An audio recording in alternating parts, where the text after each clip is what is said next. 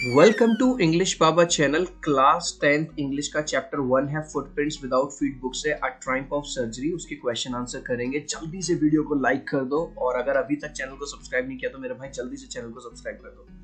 So question number 1 है, why is Mrs Pomfrey worried about tricky? Children, ये जो question answer है YouTube के सबसे बेस्ट क्वेश्चन आंसर है, क्योंकि यहाँ मैंने आपको हर चीज इमेज से समझाई है। मिसेस पंफ्रे कौन थी? डॉग ओनर थी। उनका एक डॉग था जिससे वो बहुत प्यार करती थी, जिसका नाम था tricky.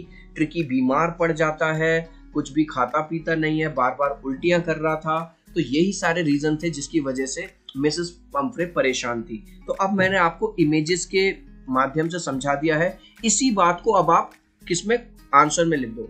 Mrs Pumphrey is worried about her dog. देख लो, Mrs Pumphrey is worried about Tricki या हर डॉग, पूरा मैंने क्वेश्चन से उठाया। Because her dog is ill, क्योंकि वो बीमार है। नॉट ईटिंग एनीथिंग, कुछ भी खा पी नहीं रहा है। और वोमिट का मतलब है उल्टियां कर रहा है। नेक्स्ट क्वेश्चन देखेंगे, what does she do to help him? Is she wise in this? अब जो मिसेस पंफ्रे है, जो कि ये है, यहाँ पे मैंने आपको दिखाया।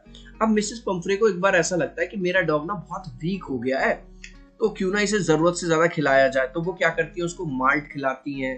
ठीक है, ये जो डिश है माल्ट, ये जौ से बनी हुई एक डिश होती है। कॉड लिवर ऑयल के कैप्सूल्स देती है, हॉर्लिक्स भी देती हैं, केक्स भी खिलाती हैं, चॉकलेट्स भी खिलाती हैं। उन्हें लगता है इन सब चीज खिलाने से जो मेरा डॉग है वो उसमें एनर्जी आ जाएगी, लेकिन होता बिल्कुल उल्टा है, वो और ज्यादा बीमार हो जाता है। तो इसी बात को हम लिखेंगे। वो क्वेश्चन देखो, what does she do to help him? क्या करती है? She thinks that her dog is suffering from malnutrition. Malnutrition होता है चिल्ड्रन एक ऐसी कंडीशन जब हमारी बॉडी में न्यूट्रिशन की कमी हो जाती है। तो उसको लगता है to provide him extra nutrition she starts giving her malt. देखो, माल्ट देने लग जाती है और कॉड लिवर ऑयल देने लग जाती है, हॉर्लिक्स देने लग जाती है, केक्स, चॉकलेट्स एटसेट्रा, ये सब तो दे रही थी apart from his regular meals, और जो रेगुलर मील्स है वो भी दे रही थी। तो अब इसमें एक और क्वेश्चन है, इज शी वाइज? क्या उसका ये करना ठीक डिसीजन है? No, she is not wise in this because this makes the dog's condition even verse.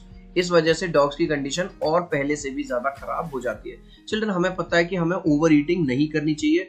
Over eating किसी भी एनिमल के लिए हो या इंसान के लिए हो, हमेशा खराब होती है।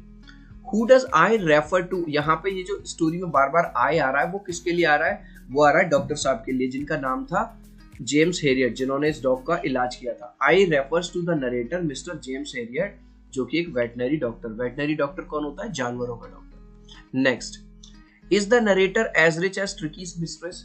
क्या ये जो नरेटर है, क्या ये जो डॉक्टर साहब है, क्या ये भी इतने रिच हैं, अमीर हैं, जितने की ट्रिकी की मिस्ट्रेस थी, उसकी मालकिन थी? No, the narrator is not as rich as Tricki's mistress. वो इतने अमीर नहीं है। जो मैंने रेड से लिखा है इसलिए लिखा है क्योंकि बस मैंने नो लगाने के बाद पूरी क्वेश्चन से वी कैन से सो, हम ऐसा इसलिए कह सकते हैं because the narrator seems fascinated. Fascinated का मतलब वो बहुत ज्यादा इंप्रेस हो जाता है बाय मिसेस पंफ्रेज लग्जूरियस लाइफ। अगर आपने ये चैप्टर पढ़ा है तो वो बहुत लंबी कार में बैठ के आती है और ट्रिकी के हर तरह के कपड़े थे, ट्रिकी के पास अलग अलग तरह के बर्तन थे।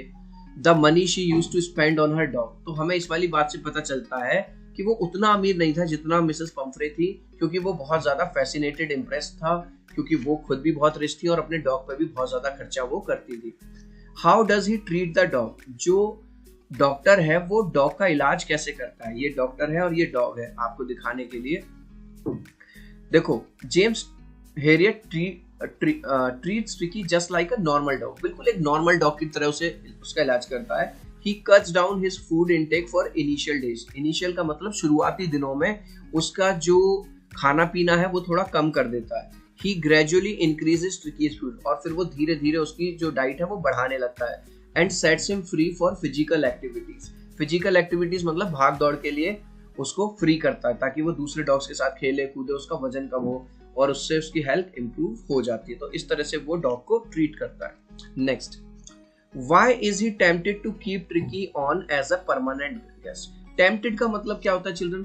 आपके घर में ऐसे रिलेटिव आते होंगे, मामा चाचा, जो आपको 500 रुपए देके जाते हैं या 100 रुपए देके जाते हैं, तो हमें बड़ा अच्छा लगता है, हम बड़े टेम्प्टेड फील करते हैं, यार ऐसे रिश्तेदार आने चाहिए।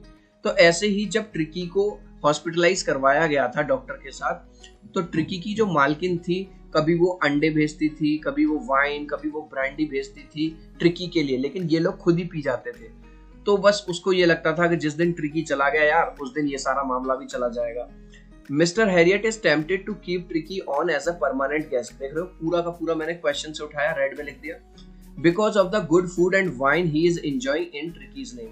क्योंकि ट्रिकी के नाम पे उसे क्या खाने को मिल रहा है, अंडे खाने में मिल रहे हैं, वाइन मिल रही है। He does not want to lose the luxurious inflow of fresh eggs, wine and brandy। और वो नहीं चाहता ये जो फ्लो है, भाई जाहिर सी बात है अगर ट्रिकी अपने घर चला गया तो ये चीजें आना भी बंद हो जाएंगी।